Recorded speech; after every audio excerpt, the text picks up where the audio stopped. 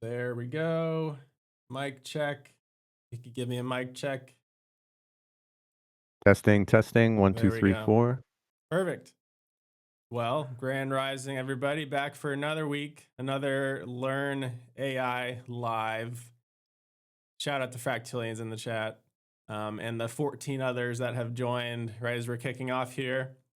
Looks like the screen share should be full quality. So I think you should be able to read all the text this time. I know I collapsed the window a bit too much last week and Twitch was compressing the signal a bit too much, but I think we got that fixed. We will be doing some screen sharing, walking through some specific tools and how to use them. But if you're new around here, we're running weekly AI learning education live streams. The first week we went through mini game dev with the Remix team. Last week we talked with Felix about accessing AI APIs directly. This week we're more so learning about the vibe coding side of things. So if you've heard that term, basically it means coding dev with prompting almost exclusively, very minimal manual coding required. So I've dabbled a lot into the vibe coding realm the past year. So I have some general knowledge and also like areas that I'm not as informed in, so I can help play the part of the audience. Any newbies in the chat, this one's for you. We're going to keep it pretty simple, go through some simple examples so you can get over that initial hurdle of getting started, which is the scariest part. But once you get into it, you learn a few of the platforms, create your accounts, learn how to deploy code, which sounds a lot scarier than it actually is. You'll be off to the races. So let me introduce our guest, citizen Subcoder, most known for his weekly NT Insider VCs as of the last couple months, and member of the Community Council. Welcome, Subcoder, to Learn AI Live. Thanks for having me. Happy to be here.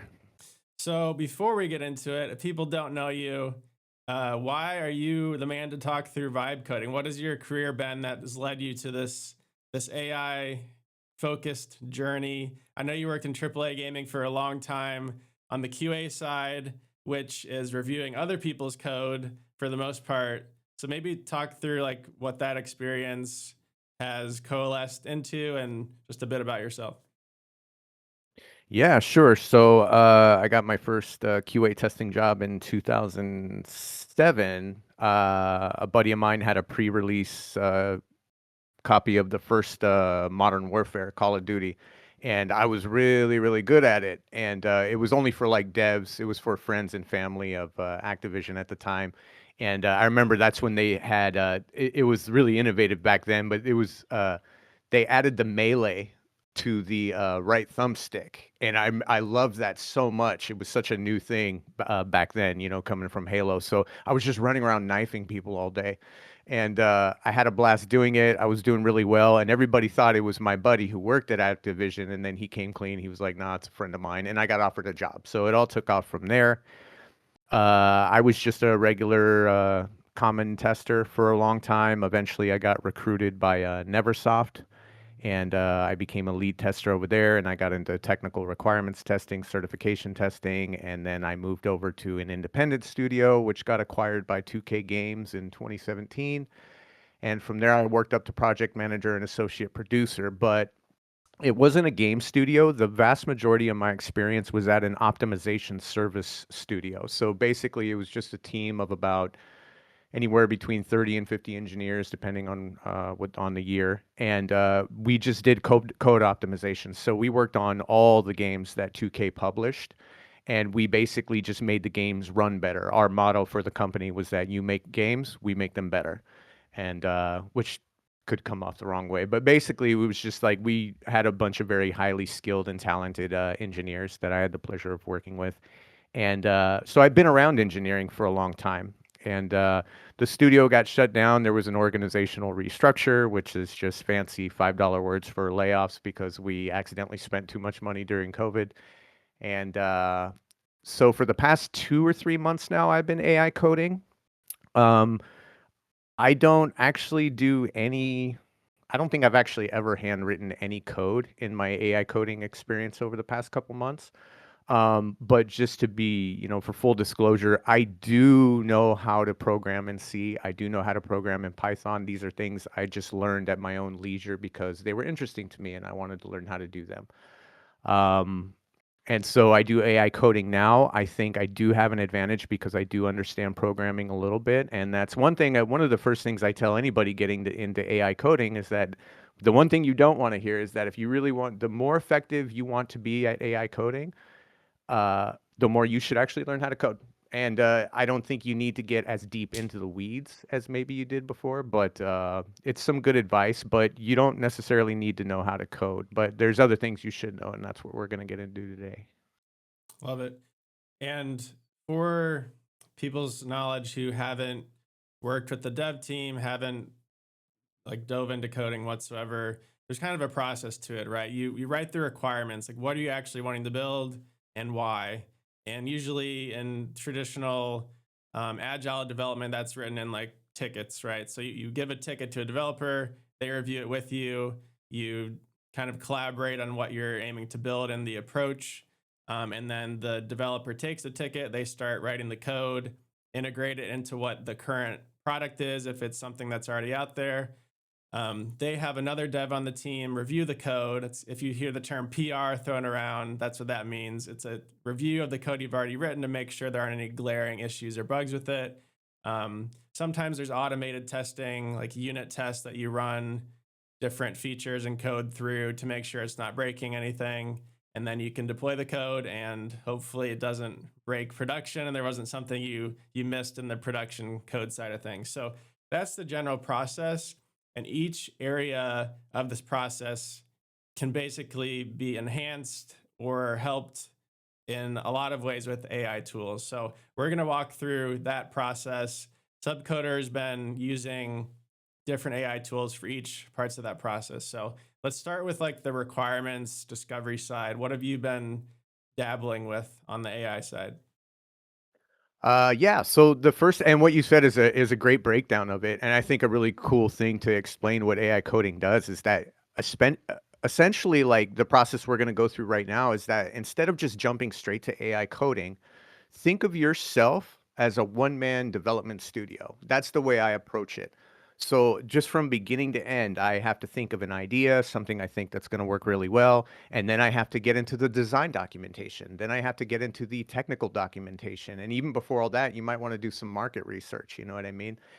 And for each one of these things, I like to stop and think, okay, if I was a development studio and I had all these employees that had a specialized task that they were really good at, I stop and look at each one of those individually and go, okay, what would be the best AI tool to replace this employee? Maybe not the nicest way to put it, but that's, for conversation's sake here, I think that's a good way to put it. It's just, okay, so for example, if I wanted a market researcher, well, what would be the best AI tool to use for that? You're probably not going to want to use a local coding AI to do that. You're going to want an AI that will go out and look at all the latest trends on the internet, something that's more up to date. So for this right here, for like market research and exploration and discovery, I would use something like, I mean, me personally, I use Grok because Grok is connected to the internet. I know a lot of people like to use ChatGPT. I haven't used it since GPT-2, I think. It's been a long time since I've used ChatGPT, but anything that's actually like up to date on stuff because there's a lot of large language models out there that they're going off of data that was downloaded and that they use that for their context as opposed to like the latest data and the latest trends and the latest information. Um, so that's what I would use something like Grok or something that just has very up to date stuff like that for market research. That would be the first step. Tech research, probably the same thing. You want something that's just going to have the latest information. You know what I mean? If you're using a large language model that its latest information is from 2024 or 2023, you're going to miss out on the latest, development software or SDKs or IDE improvements, all these other things. So it's important for that. Do you want me to just like walk through the whole stack here or? Yeah, we could go through the whole stack and then dive into detail into each one.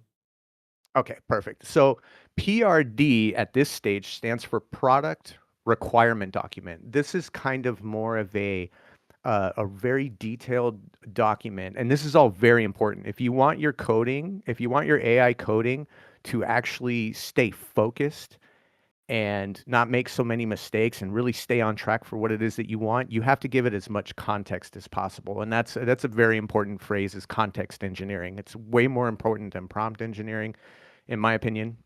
Not that prompt engineering is not important, but context engineering is massive. If you want to develop apps, games, Blender extensions like I do, anything like that, context is everything. I spend a lot of time here in documentation land to make sure that my AI code is good and professional at the very least. So a product requirement document is essentially like, what is your product going to do? What is your app going to do? What problems is it going to solve? You know, just all the requirements, the things that you want the app to do, everything you don't want it to do, every little use case you could think of. The more you could write up and feed it into your AI to actually write the product requirement document, the better. So in this stage, I would just, everything you want your app to do, just write it in your own language, however you want it. Just add as much detail as you can. Take your time at this step, just really throw it all in there. And then have something like, and at this stage, I would use Claude Desktop, because Claude Desktop is made for that. There's other AI tools out there, you know what I mean? This is just what I found most useful for me, and we'll get into why later. So I'll feed all that stuff into Claude Desktop, and I think we'll get into more of that. Let's just get through the AI stack. So I'll use Claude Desktop to make the product requirement document. And then a TDD is a technical design document. This is more about the technical specifications you're going to need, that you want to meet, the things you know that you want it to do, what it's going to cost, just the resources you're going to need, all that stuff, how you want it to actually function under the hood. So kind of think as the PRD is more of like an outward facing, how the user is going to view it and how it's actually going to be used. Whereas the technical design document, just for simplification, is more, okay, how exactly is this thing going to function under the hood? What am I going to use? Is it going to use JavaScript? Is it going to use React? Am I going to go with TypeScript? Am I going to go with, you know, which languages you're going to use, which development environments would be optimal? Claude Desktop will figure all these things out for you, and you have it write a technical design document. And there's other documentation. We could go over that later. I think this gets a little more subjective. And this is where the meat of this right here is the context files. So context files are basically markdown files. They'll be, you know, a .md file. And this is what your coding agents are going to use to make sure that they stay focused. So like if you just go straight into coding like most people do and you say, hey, make me a game that looks like Super Mario Brothers or something, it's going to make so many assumptions on what you want that most likely you're going to have to go back. Oh, okay, well, don't do this. Oh, okay, well, don't do that. And you kind of just end up in this very long iterative loop where you're just changing little things at a time. That's why the context is so important, because every time you feed your AI coding agent a prompt, before it does anything, it's going to refer to these context files. Okay, what does it want? Is this going to meet the PRD? Is this going to meet the TDD and all that? So context files are really important. And again, I use Claude here, and that's mostly because I use Claude CLI, which is actually it's an agent. It's a little bit different than desktop. I use desktop here too. And we'll open up Claude Desktop in a minute so you can see all this stuff. And then you have development planning, again, all in Claude Desktop. This is just, okay, what features are going to be first? You know, you want to put some features you want to be before the rest. You got to lay down the groundwork and then build on top of it. There's a right way and or I should say a good way and a not so good way to develop things. And if the more time you spend here doing all this stuff, the faster it'll be, the more efficient it'll be, and the more quality it'll be. And then you want a roadmap. This isn't so important. I mean, it is. The roadmap is important. What's not so useful to me, I found, is that Claude and any AI gives you these weird time estimates for everything it's going to do, and that's not really so helpful. And then we start getting into Claude CLI. So Claude CLI stands for command line interface. So this is when you use like a command window. If you're on Mac, I believe it's called something else. I'm not sure what it is. If you're on a Linux machine, you're going to use the terminal. And basically what you're going to have the agent do is, well, there needs to be project folder structure for your project. And that might not sound very important, but it 100% is. You're going to run into so many problems if you don't do this. And this is where I would start using Claude CLI, because Claude CLI is actually an agent. It's an AI agent that you could have do stuff for you, and it's trained to code. This is where you do your actual coding. But because it has access and it operates as an agent and it can do things on your behalf, you could have it create the entire project folder structure for you. Now, the project folder structure is going to get created here in Claude Desktop, but then you just feed it into Claude CLI and say, hey, I need this project folder structure. And then from there, you're going to want your IDE, which is your integrated development environment, and then SDK, which is your software development kit. This really is subjective. So like if you're making a mobile app for Android, you're probably going to need a, Android Studio. You're going to need NPM, which is Node Package Manager and stuff like that. But again, any questions you ever had, this is why this is such like an exponential technology AI, is that any question you have, you're going to get the best answer if you ask the AI itself. So your AI, whichever tool you're going to use, is going to tell you exactly what you need. You just need to be sure to ask it, hey, what am I going to need? What do I need to install and set up for this? It's going to give you a list. And then if you have Claude CLI installed, you could just ask Claude CLI to do all it for you. It's going to install everything. It's going to make sure that it works. It's fantastic. So And jumping in then, real and quick, everything sure. up to this point, it sounds like a lot. And it Yeah. can be a lot if you're putting a lot of prep work into your project. Like we would suggest you should, to avoid lots of bugs and issues. But if you don't care about that and you're just trying to spin something up quickly, everything we just went through can be completed in like 10 minutes with the use of these AI tools. So you can use ChatGPT or whatever AI of your choice to say, hey, I want to make this app. Help me create a product requirements doc. Help me create a technical doc. Help me to create everything, every document we just went over. It could spin up something for you very quickly. And if you don't edit it whatsoever and just go with it, you basically get to the project folder structure. So then you pull up a Claude tool, or I use Cursor, which has Claude on the back end, and it creates you say, hey, I need files to build this based on these documents. It'll spin that up if you give it the right permissions through terminal on Mac to spin up the folder structure. It can choose whatever SDK it hallucinates if you don't give it any input on that. And you'll have your file structure ready to go and it ready to write code based on the document you gave it. So all of that literally can be done in a couple minutes. It sounds like a lot, but if you're having AI help you write everything, it's very quick. The risks of that are, it's creating excess requirements, making your app or site way more complex than you're actually aiming for. It has like a full year-long roadmap, and really you're just wanting to spin something up that you're using the next day, and you're not even trying to like create a full product. So it really just depends on what your goals are, how much time prep work you spend on documentation, and also on the file structure, SDK, and everything. That these AI tools are very helpful to help you spin that up automatically if you don't know what you're doing. Yep, 100%. And also, that's why I mentioned the roadmap. While it is important, the time estimates I get are always like way off. It'll say like, okay, for this, it's the day 1 through 2, we're gonna do this, and then day 3 through 4, and then it'll have a whole week planned out, and then I'll be like, okay, let's start it, and then an hour later, it's like all done. Yeah. So like the roadmap is 100% important, but those time estimates are really gonna throw you off. So that's a little gotcha I would just throw out there. Those time estimates make no sense to me. Cool. So Um, I think we got to platform specific apps and libraries. Yeah, this is getting a little more into the weeds because it's really subjective. You're gonna, if for example, if you have Python installed, there might be some Python libraries. You might need PyTorch or something like that. It really all depends on what you're doing. And then the final thing right here, and this is really important too. Like, you don't have to do this, I guess, per se. Though I would highly recommend it, is get a GitHub account. And GitHub is just version control. So you don't want to like one-shotting an app is like that's like I don't do that. I think it's more important to develop your add-on, your app, your game, whatever it is, as if you were a development studio, and i.e., you do one little feature at a time.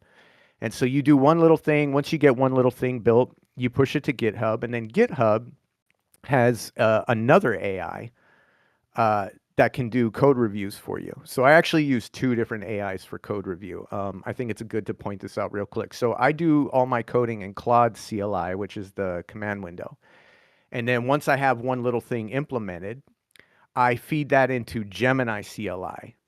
Gemini is similar to Claude. It's a coding focused AI from Google.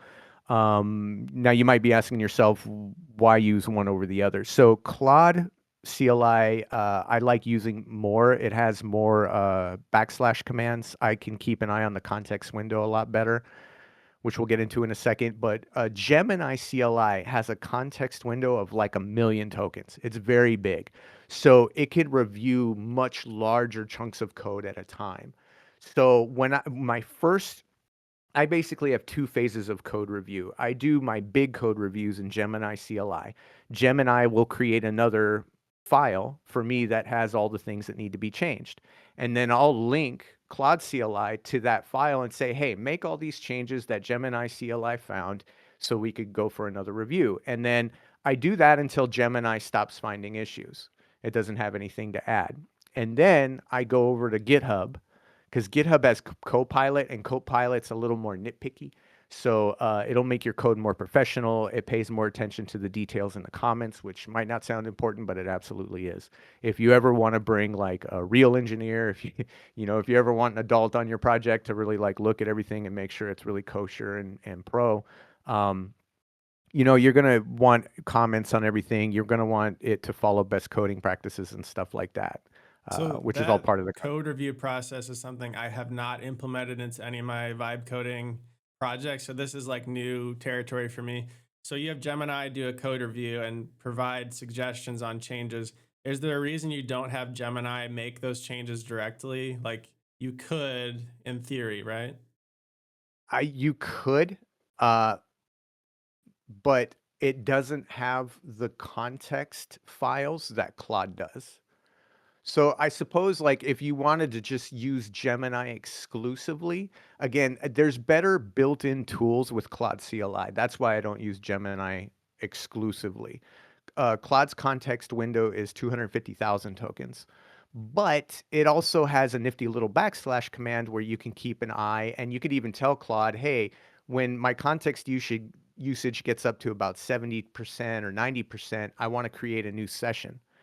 So in order for, because it basically when you start getting towards the limit of your context usage, it's going to start it's going to start doing bad coding practices. It's going to start shortening the names of variables to single letters, which is going to do no good if you ever want to bring an engineer into your project. It's not really pro code, and you could lose context, and it just gets really messy. So basically, another cycle thing to point out is handoff summaries. That's what they're called. Basically, when I get to about a 70% around there, once I've used 70% of my context window, I tell Claude to write a handoff summary. And basically, what that is it's just another file where Claude reports on all the changes that were made and all the plans going forward that were decided on within that session. And then you close out that command window, you open a new one. Now you have a fresh context window, but you need to get Claude caught up on everything that was done in the previous section. So that's what the handoff summary is for. And that's how you take advantage and manage the resources to make sure that your AI doesn't start. Because once it gets, it gets up to like those maximum usage levels or even close to it, it starts making these weird decisions, and it's not going to keep everything in those context files focused on the coding that it's or the code that it's writing out. So that's why you write those handoff summaries. Now, Gemini has a 1 million token context window, but it doesn't have as good a monitoring tools. I feel like Claude codes better.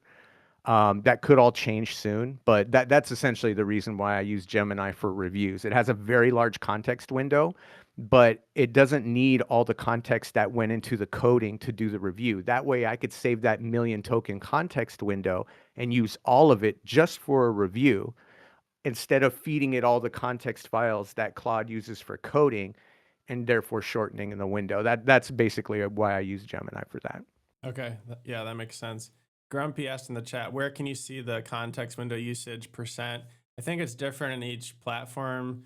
Um, in Claude I can show you Code, real quick. does it show on the UI? I'll bring up a command window In real quick. Cursor, I couldn't find it, and so I just asked. I said, "Hey, at the end of each of your uh, like paragraphs, just say what your context window is." So I just asked it to tell me each time. So that's one way to look at it. There's your context usage. So it's a slash command, yeah. Yeah, backslash command. So this brings up all the, if you just type backslash, it'll do all the things. Context is right here. Compact, I'm not a big fan of that. There's two different kinds of compact. You definitely don't want compact coding. That's what I just got done saying, where it'll just start compacting the code itself. Horrible idea. Compacting, like if you're getting to the limit of your context window, but you have to finish what you're doing before you shut out that window, you could do backslash compact, and it'll just compact all the commands and everything it did in this actual session. Not the code itself, but it just compacts the context of the session that you're in, which can be valuable, but I try to use that sparingly. I try to only use that if I absolutely have to. But yeah, if you ever bring up the backslash command menu for Claude, as opposed to Gemini, you'll see that Claude has like, at least last I checked, had like triple the backslash commands you could use. This keeps opening up on another screen. So I think I have Gemini installed on this computer. I should. Yeah. So this is Gemini, and you have backslash commands here too, but not very. Claude is just better for these types of things, in my opinion. And there's definitely more options with Claude than there is with Gemini. So that's why I actually use the coding, and I go through the whole, yeah, I have to do handoff summaries more, but that's not bad. I mean, Claude writes the handoff summary for you. It takes 30 seconds or a minute, and then you just close out that session window, open another one, then you got a fresh context window, and then you say, hey, please review the handoff summary at, wherever you stored it, and then it'll go review it, sorry, review. It'll go review it and then come back to you and go, okay, I'm all caught up. I know what we did. I know what the next steps are. What would you like me to do next? And then you just continue from where you left off. My recommendation is, look, you can get pretty close to 100%. 90% is redlining to me. I actually, when I start off a session and I know it's going to be a lengthy session, I tell Claude to alert me or notify me when the context usage is at 70%. So it'll run perfectly up until 70%. Somewhere around there, it can get compromised. It's not guaranteed. It could go all the way up to 80, 85, 90 before, quality starts being compromised a little bit, but why risk it? If you're working on a big project, it's a banger, you want it to work and you really want it to be pro and hit, then yeah, I would only give yourself a 70% context window. And then from there, I do the handoff summary and just go through that whole thing. Yeah. And if you just YOLO it and don't care about context window, maybe depending on how simple your app is, maybe you won't have issues, but it's definitely going to lead to more bugs if you are ignoring the context, because that's how the AI remembers what it has built for you and written for you already. Yeah, exactly. And yeah, the reason why I like you. Another reason I like using Claude is because there's two different versions of Claude. So like, if we go back to here, like this is Claude. Claude has this area. This is the desktop app. So you actually download and install this. This is not an AI agent. This is just an LLM. But this is where you do all your planning, all your documentation writing and stuff.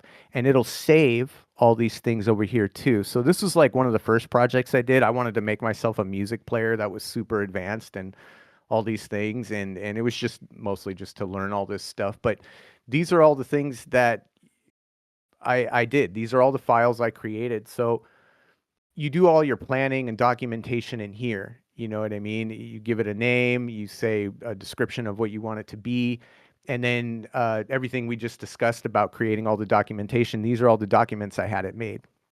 and this is some of the artwork I wanted to use. Again, this was just placeholder. This wasn't like, I'm not going to put this app on the store or anything. This was more a project for me to just get my hands dirty and learn everything. And I do have a music player that works really well, and it's got a 30 band EQ that actually works, so that's cool. And basically, you just take all this stuff. The only painful thing here is that you have to copy all these files manually to a folder you know, your uh, for your Claude CLI to use. And find this. There it is. And so, but once you're in Claude here, basically, you know, I'll let's see, do that. And I'm a big fan of keyboard shortcuts, if you can't tell. And so, So basically, what Claude's. Go ahead. run quick. So like this command terminal, just from a non-dev's view, is like an intimidating thing. So you're running Claude in a command terminal. Claude Code, is this Claude Code or is that a separate app you can use like with a different UI? Claude Code. Yeah, this is Claude Code. Okay, I call it Claude CLI. Just got I think it's more descriptive. But yeah, if you could see up there, this is Claude Code. gotcha. Um, there we go. So If I can make it, there we go. I for a noob, I would recommend using something like Cursor, which is basically a UI on top of this, and it has Claude on the back end. It's just a little bit Ah, less, it's just a little bit more clear, like from an app perspective, where you're supposed to be interacting with the agent. It shows you the files you're editing, you know, locally or wherever they're living. So Cursor is something that is a little bit more user friendly than something like this. If this is something that intimidates you, which a non dev, like seeing a terminal or command prompting generally does do that. oh, okay. Yeah, I wasn't aware of that. For what it's worth, though, I mean, the command window is just, especially once you have Claude Code opened, you're basically just speaking to a large language model, but it's an AI agent. Hopefully that helps. But yeah, Cursor. I haven't checked out Cursor yet. I've heard a lot about it. But if you prefer a graphical user interface, that sounds like the way to go. Especially if it's using Claude Code in the background. Fantastic. I'm just a fan of the command line interface. Again, I'm a fan of keyboard shortcuts. I feel like the less I have to touch my mouse, the more badass it makes me. So, but yeah, I don't think you should be intimidated by this. But if you are, I get it, man. Go ahead and use Cursor. But this is just, you just type what you want to say. Or if you're on Windows like me, you could hold down the Windows key and hit H, and then that's a speech to text feature that's built into Windows, and you could just talk to it and tell it what you want. And but yeah, keep in mind when if you do use this Claude Code right here, I call it Claude CLI, but it's Claude Code. It's different than desktop because this is an actual AI agent that can actually do things on your behalf. Super cool. So I just pulled up Cursor so the audience can see what I'm talking about. Um, Basically, it's the same thing ultimately, but it just has a UI in an application instead of just the command terminal. So instead, you type your commands up here and interact with the AI, and then it shows you the files it's editing live on the left side, and then it shows all the files in your directory on the far left column here. So it's doing the same thing, and it's like on the back end, it's using commands in the terminal to get everything done. But this is what Cursor looks like if you're wondering. On the prompting section up here, it shows you what model it's using. So I have it set to Claude 4.5 Sonnet. You can switch it to GPT-5, different version of Claude. There's a Grok version as well. Um, I think you get a certain number of credits for free with Cursor, but after you hit a certain number, you have to pay like $20 a month, whatever the bottom tier is. But this is what I used to build that like axe thrower game I showed 2 weeks ago on the Remix platform. And this is the HTML file from that axe thrower game. But yeah, this is Cursor, just to make sure everyone knows what that looks like. Sweet. Yeah, I've never seen it before. And then yeah, there's so much we could go over here. So Claude CLI is where I do the coding. I have Gemini do the code review, and then I have Claude make those changes. I wouldn't recommend having Gemini. You might be inclined to, once Gemini does the code review and just say, "Hey, well, can you make these changes?" But then that creates a disconnect between your code base that Claude CLI was making and Gemini itself. And I do the same thing with Copilot. If I let me wait a minute, hold on, let me. There we go. We don't need to worry about earthquakes right now. Duh. Let me see. Am I logged in here? I'm not logged in here. All right, yeah, I am. So let's go to this one, for example. This is just a little duck race thing that I made. This looks like a lot, and it is. And to be honest with you, 99% of this I haven't read or even looked at. But the reason why I bring this up is that you can actually have Claude CLI, or Claude Code, sorry. You could tell Claude Code to set up the entire GitHub structure for you. So you don't have to do all that. And that's what I do. Like I said, I try to approach this as I am a development studio. I'm going to do this professionally, even though I might not need to, and it might be a little bit faster. No, I want this to be professional as possible, as professional as I can make it. So I approach it as I go through everything. And I use GitHub. Every time I make a little change, I have Gemini review it. And then once it passes that, I have it come up to Claude. And I don't have any pull requests right now, but just make one. But basically, a pull request is when you have something that you've changed or added and you want to merge that into the main version of your game. Um, Again, GitHub just for the beginner is version control. So like if you have just one big batch of code you're working on, there's a lot of different ways that it could break. So the way we go about developing software and games and probably even web apps and websites, I would imagine too, is that you just do one thing at a time.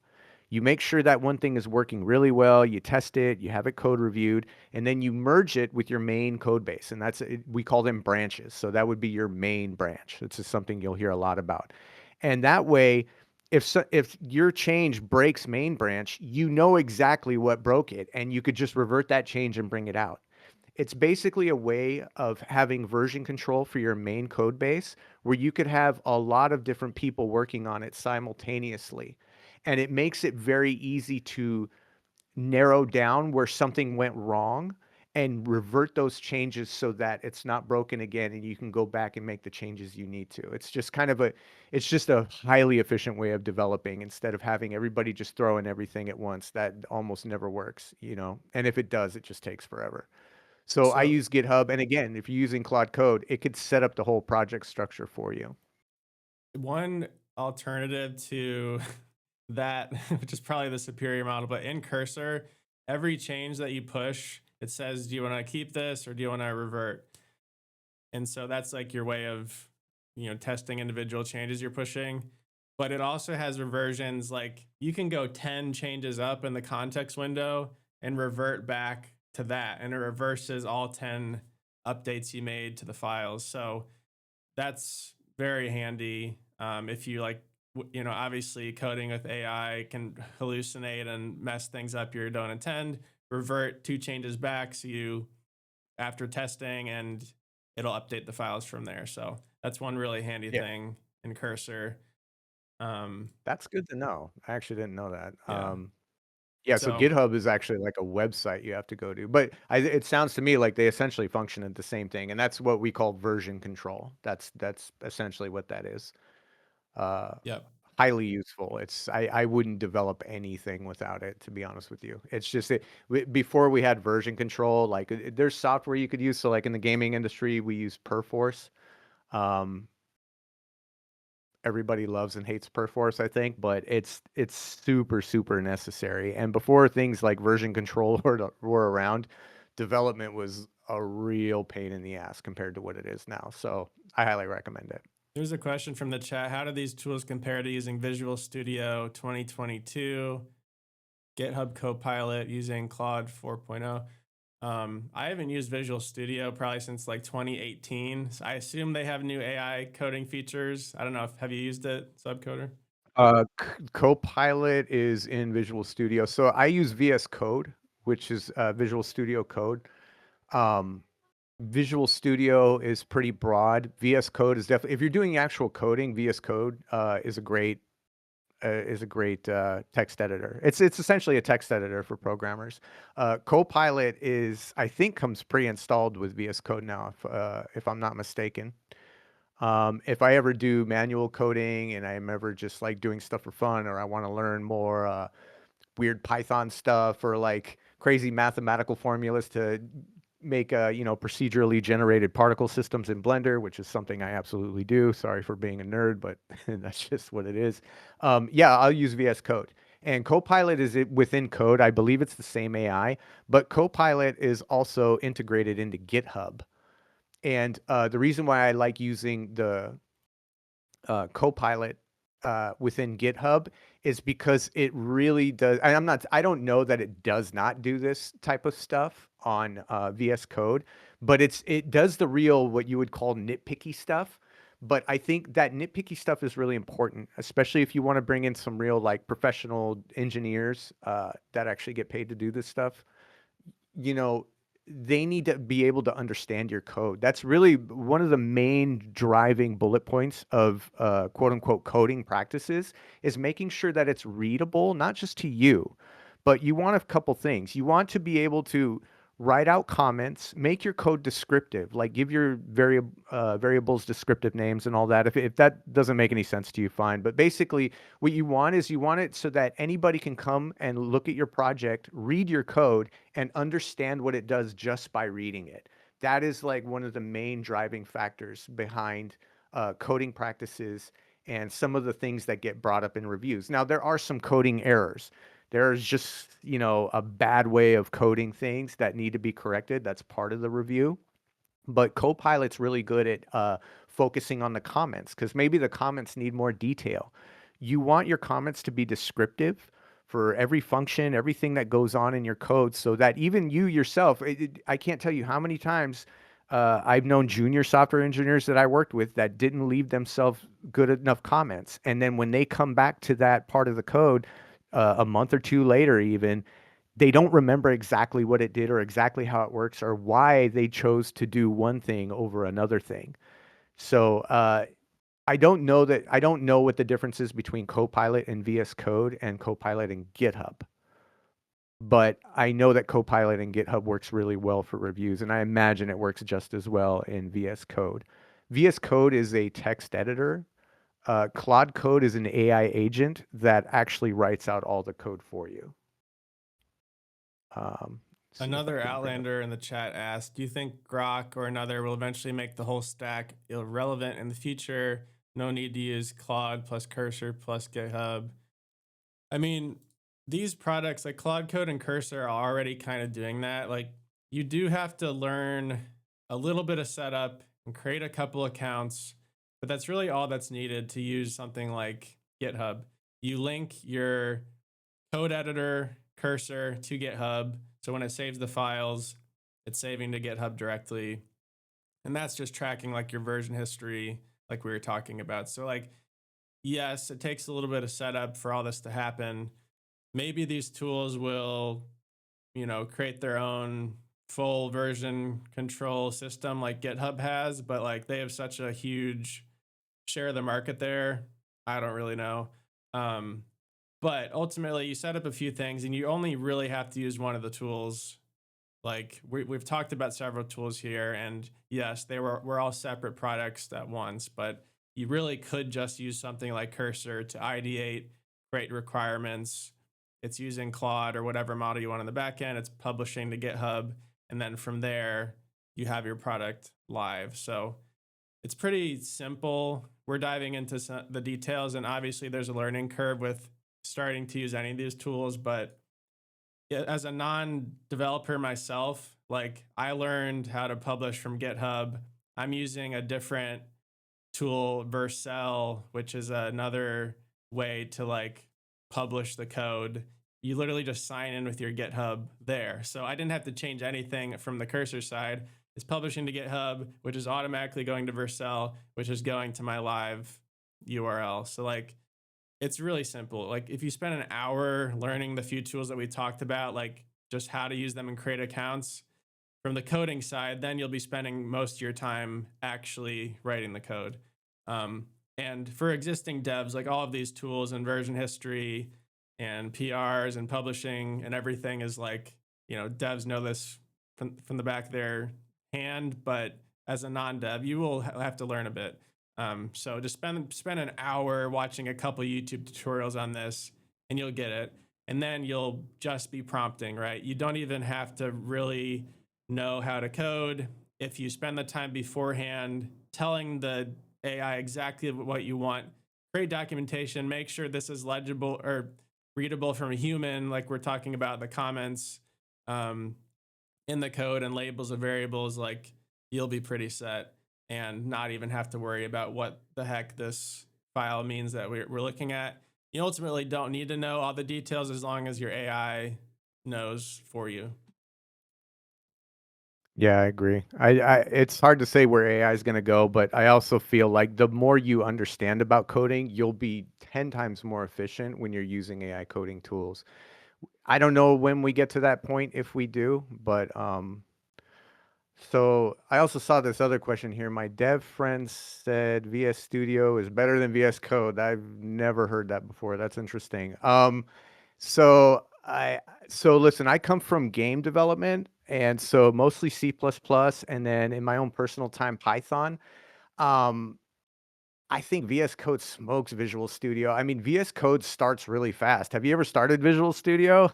Like that takes a long time. The RAM usage is like I mean, it's a lot less. I think the extensions are actually good, actually really good. I think in comparison, I know I have some friends of mine that used Rust, but I don't use Rust. But I just know the Python extensions that I've used are really good. Um, what else is there? I think the AI tooling in general, like especially if you're going to use AI tooling, I think the AI tooling is if I unless something has changed recently, the AI tooling in VS Code is like literally generations ahead. Um, and also the built-in terminal doesn't suck. I that's another thing. I'm a terminal guy, like you know, Firestorm was saying. So I use that terminal window a lot. And you don't have to jump through as many hoops if you ever have to. If for some reason you have to ever have to need a setting sync across machines, which is something I do. Or actually, I haven't done that recently, but I remember it being like a headache with regular Visual Studio.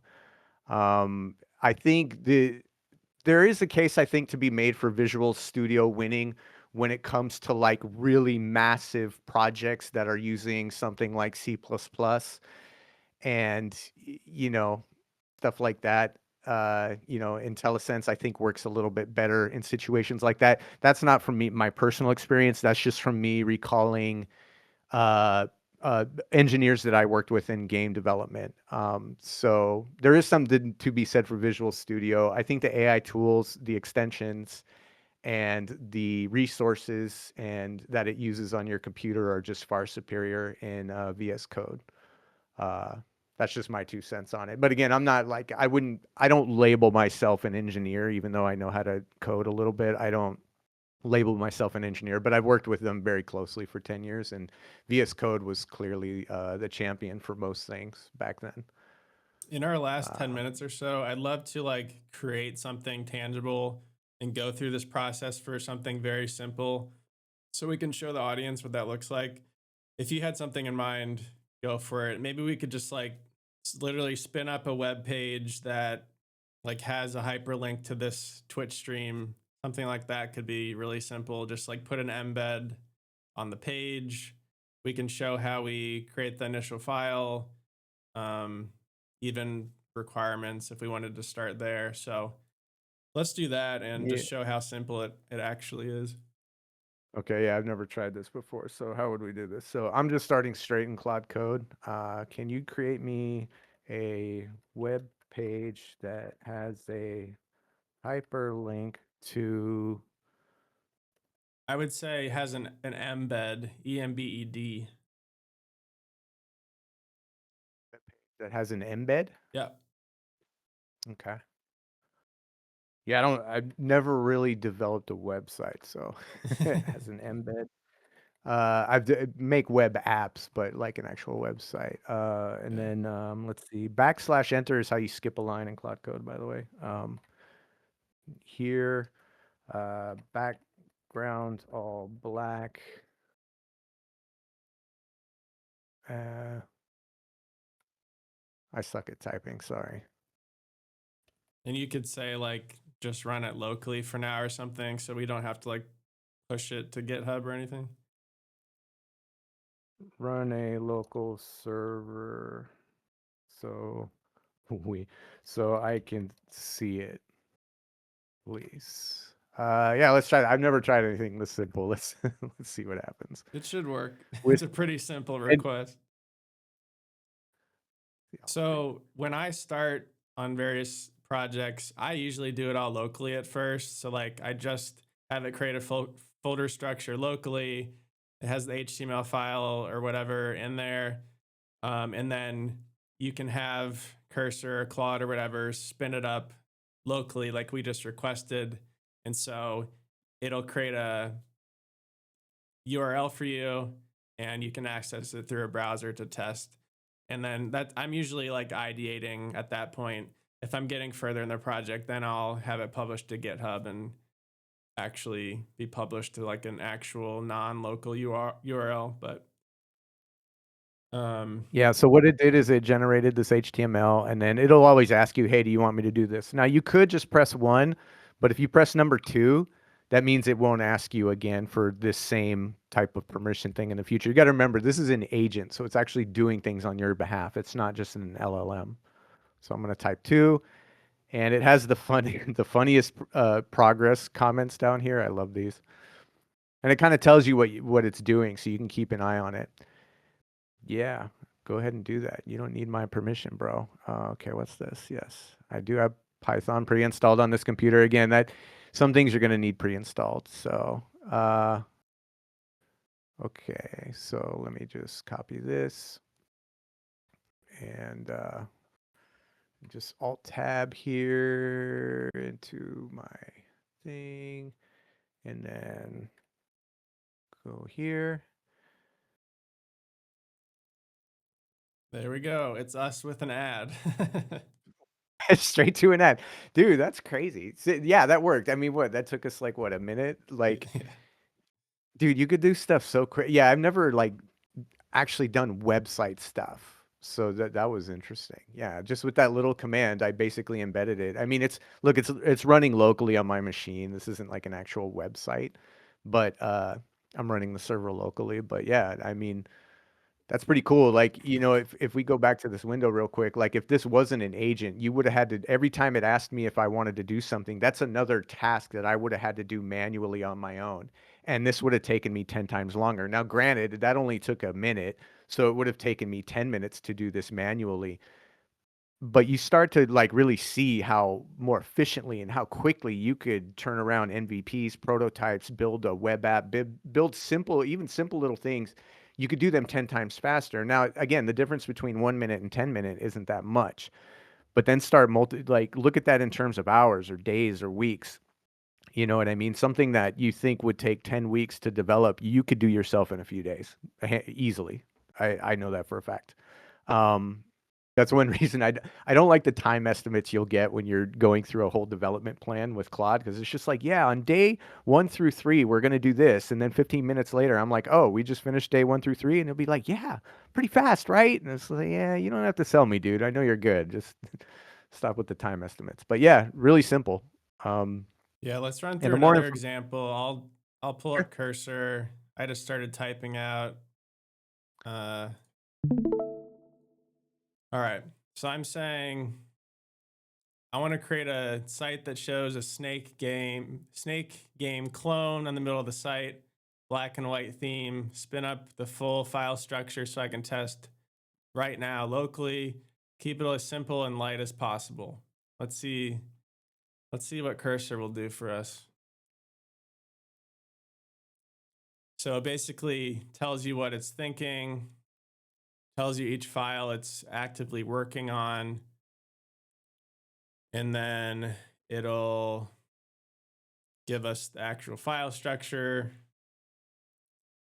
When I created a new project, I went new window, open project, and then just created a folder in my Finder documents that's called live stream test. So I created the folder, but it's going to automatically create all the files for us to use.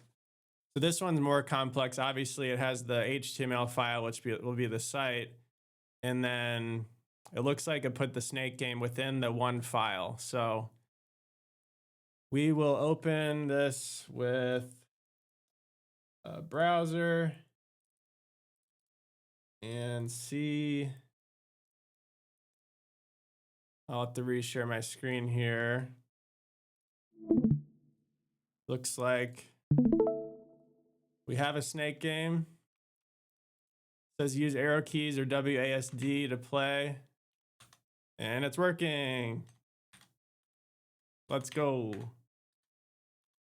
Yeah, that's dope, man. So that's how easy it is to be a game developer in 2025. Yeah. You know, for Neo Tokyo Whisperer, we had a snake game where the pixels drew out the QR code and it broke. And we paid the developer like, I don't know, a few grand to create that for us. I could have done that in 2 hours a year later. So that game dev is definitely going to be out of work after that debacle and our newfound abilities here. But like, you saw how simple that prompt was. I literally typed it up in 5 seconds and said keep it simple, and it's actually working. Let's see what happens when I die. Game over. Press space to restart. So like, it knew a snake game is obviously a very common game that's been around for a while, but it knew to like add in the death and add in space to restart and extend the snake when you eat the dots. Like, I didn't give it any of that information, and it just came up with that from its own research that took 10 seconds. Like, this is the power of AI dev. Like, it's amazing. And if you spend, I mean, if I spent, 5 extra minutes having it create requirements and stuff, you can brainstorm with AI and say, hey, like, I want to create the next version of Snake Game. Like, what would make this super viral? How can I integrate whatever into it so that people would care about it and it doesn't feel like a game that's 30 years old? And like, it would come up with some pretty cool ideas for you, I'm sure. So yeah, there's our Snake Game demo. I'll pull up the live chat. I covered that screen. One sec.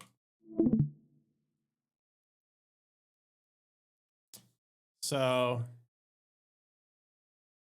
yeah, Grumpy in the chat. Is it still true that programming is 10% writing code and 90% understanding why it's not working?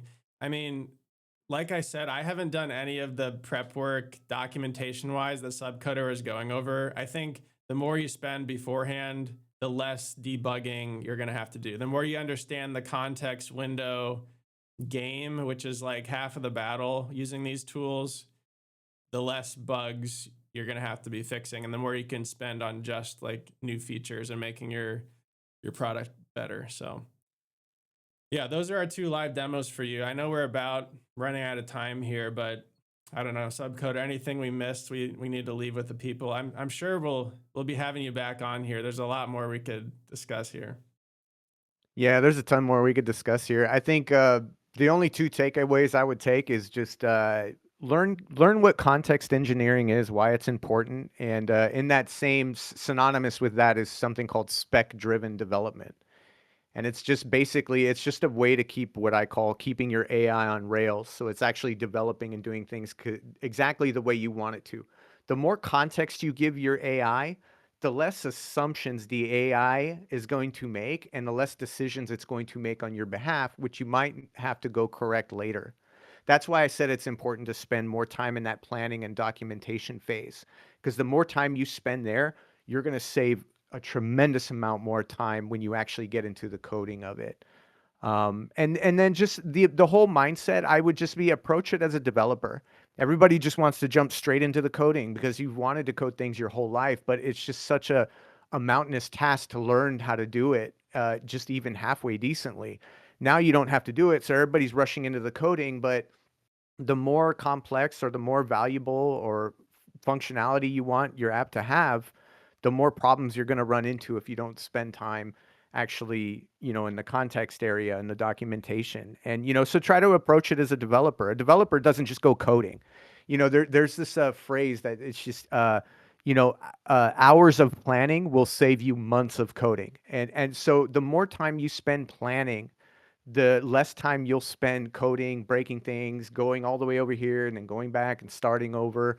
If you're going to make something by yourself, try to pretend that you are a studio and that you're in charge of 12 employees and they each have their own job, and you assign each employee a different, again, a terrible language here, replace that employee in your mind with the best AI tool to handle that employee's function. And you just go top down and think of developing like that as your actual developer. You're not just jumping in and coding and then throwing it out there and then, and that. Yeah, there's a ton more we could go, literally a ton more we can go over, but just for like a very beginning base foundation, learn context engineering. And if you're going to make anything, approach it the same way a professional development studio would. You can kind of figure out how to do that on your, I can help you, but again, that's a whole other conversation. But I think those are two really important takeaways: context engineering, and approach it the way a developer really would. Don't just jump in and start coding, because if you want to make an app or anything like that, you need more than just an engineer to make an app. So try to keep that in mind. Before we hop off here, I said, uh, I said, make the design as ADD and bright colors as possible. Try to give me a seizure with how crazy it is. I want to see that. I want to see this. I have never done anything fun or simple like Says, this. I'll This is transform cool. this into the most eye-searing, colorful, chaotic experience possible. Rainbow emoji. Dude, give me seizures, bro. Let's do Give it. me a seizure, AI. Come on. All right, it's almost done.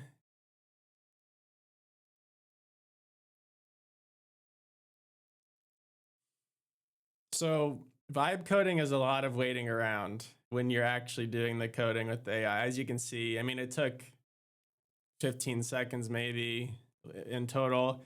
So I often have Neo Tokyo.fm pulled up with some good music in the background, and it's really fun to be a developer when you don't actually know how to code.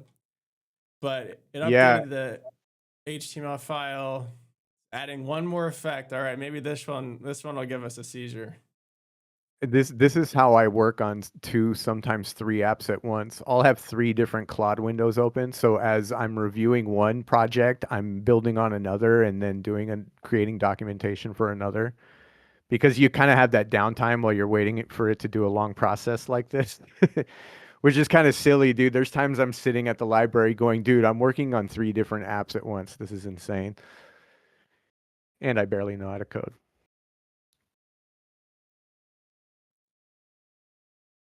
All right, let's see. All right, it's ready. Visual madness. Let's see what this is.